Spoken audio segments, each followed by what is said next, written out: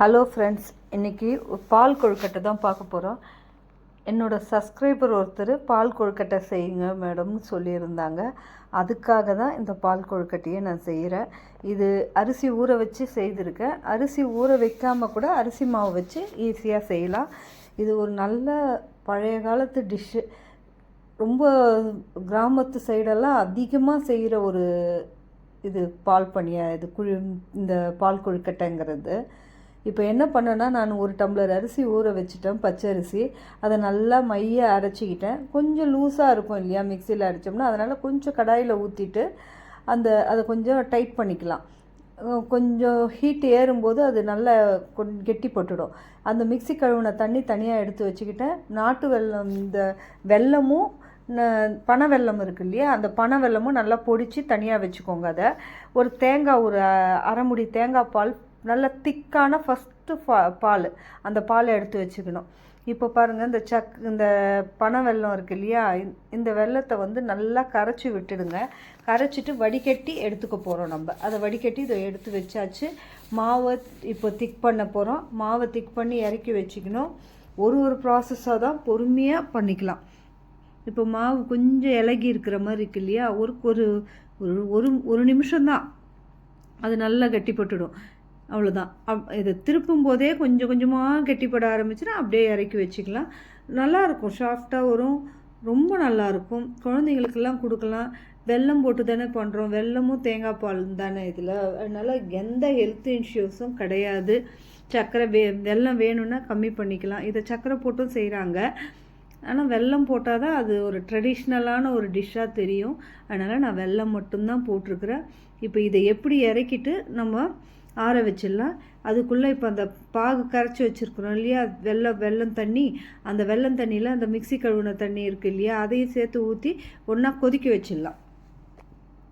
அது நல்லா கொதிக்கும்போது அந்த கொதி வர்றதுக்குள்ளே இதில் லைட்டாக ஒரு பிஞ்சு உப்பு போட்டு இந்த மாவை நல்லா பிசைஞ்சு எடுத்துக்கலாம். தனியாக பிசைஞ்சு எடுத்துக்கிட்டோம்னா அப்படியே கொழுக்கட்டை மாதிரி சின்னதாக பண்ணி போடணும். இந்த சைஸில் நல்லா அது பாருங்கள் பிசைஞ்சு எடுத்துட்டேன். இப்போ இந்த மாதிரி சைஸாக போடணும். இதுதான் இங்கே கொஞ்சம் நேரம் எடுக்கணுமே தவிர, மற்றபடி எல்லாத்தையும் ப்ரிப்பேர் பண்ணி வச்சுருந்தோம்னா ரொம்ப ஈஸியான டிஷ்ஷு தான், ரொம்ப ஹெல்த்தியும் கூட. இதே மாதிரி தான் பண்ணணும். இப்படி உங்களுக்கு பண்ண வரலனாலும் கையில் நல்லா நாடா மாதிரி ஒரு முழமாக நீட்டாக உருட்டிட்டு அப்படியே புட்டு போட்டுக்கலாம். இது ஷேப் மீடியமாக 1 இன்ச்சு இருந்தால் போதும். பெருசாக போட வேண்டியதில்லை. 1 இன்ச்சு நல்ல சின்ன கிணம், அவ்வளோதான். ஒரு சோயா இருக்கும் இல்லையா, சிகப்பு கலர் சோயா விதை, அந்த அளவுக்கு இருந்தால் போதும். அழகாக அதை பாருங்கள், மொத்தத்தையும் ரெடி பண்ணிவிட்டு தண்ணி அங்கே கொதிச்சிட்ருக்கோம் இல்லையா, வெல்லம் தண்ணி, அதில் நம்ம போட போகிறோம். அதில் போடும்போது ஒட்டாது, ஒன்றுமே பண்ணாது, அழகாக வெந்து வந்துடும், தனியாக போயிடும். இது பாருங்கள், இந்த மாதிரி கூட நீங்கள் பண்ணிக்கலாம். நல்லா உருட்டி சாஃப்டாக உருட்டி அப்படியே கட் பண்ணி போட்டுக்கலாம். உங்களால் சின்னதாக கையில் உருட்டிக்கிட்டே இருக்க முடியலன்னு சொல்கிற வாக்கில் இந்த மாதிரி செய்துக்கலாம். அவ்வளோதான். இப்போ செய்து வச்சதை வெல்லம் தண்ணி கொதிக்கும்போது இதை அதில் போடலாம். எப்படி போடுறோம் பாருங்கள், அப்படியே எடுத்து போடலாம். ஒரு நாள் ஒன்றுமே ஆகாது. ஆனால் கலந்து விட்டுக்கிட்டே இருக்கணும். அந்த அரிசி கழுவுன அரிசி அரைச்சிட்டு அந்த மிக்சி தண்ணி ஊற்றிருக்கோம் இல்லையா, அது அடி பிடிக்க ஆரம்பிச்சிடும். எப்போவுமே கொஞ்சம் உஷாராக கிண்டிக்கிட்டே இருக்கணும். நல்ல கனமான பாத்திரமாக இருந்தால் அவ்வளோ சீக்கிரம் அடி பிடிக்காது, அதனால சொல்கிறேன். இப்போ இதில் போட்டு நம்ம கிண்டி விட்டுக்கிட்டே இருந்தோம்னா மினிமம் 5-7 நிமிஷம் அது வெந்துடும். கொஞ்சம் நல்லா வெந்ததுன்னா நல்லாவே தெரியும் உங்களுக்கு. அதை எடுத்து பார்க்கும்போதே ஒரு பீஸ் எடுத்து வாயில் போட்டே பார்க்கலாம் நீங்கள், நல்லா வெந்துடும். அரிசி மாவு தானே, ஈஸியாக சீக்கிரம் பாயில் ஆகிடும், ஸ்டீம் பண்ணிடுற மாதிரி தான். இதை நல்லா கிண்டுங்க. இது வேகிறதுக்குள்ளே நம்ம தேங்காவை அரைச்சிக்கலாம். தேங்காய் நல்லா அரைச்சி அதில் 2-3 ஏலக்காவை போடலாம். அப்போ தான் அந்த ஃப்ளேவர் கிடைக்கும், சூப்பராக இருக்கும். மாவில் ஏன் உப்பு போடுறோன்னா இந்த தித்திப்பை எடுத்து கொடுக்கும். உப்பு கண்டிப்பாக போடுங்க. ஒரு பிஞ்சு உப்பு போட்டு பிசைஞ்சு மாவு இது பண்ணணும். இப்போது 2 முறையாக போட்டிருக்கேன். ஒரு முறை போட்டு 1 நிமிஷம் கழித்து பேலன்ஸையும் போட்டேன். 2 வாக்கில் போட்டிருக்கேன். மொத்தமாக போட்டால் மொத்தமாக அப்படியே போய் உட்காந்துரும்னு சொல்லிட்டு பாதி தட்டில் இருந்ததை முதல்ல போட்டு ஒரு 2 நிமிஷம் பொறுத்து மீதியை போட்டு கிண்டிட்டோம், முடிஞ்சிச்சு. இப்போது நம்ம தேங்காவை பல்லாக எடுத்து ஏலக்காய் போட்டு அதை அரைச்சிக்க போகிறோம்.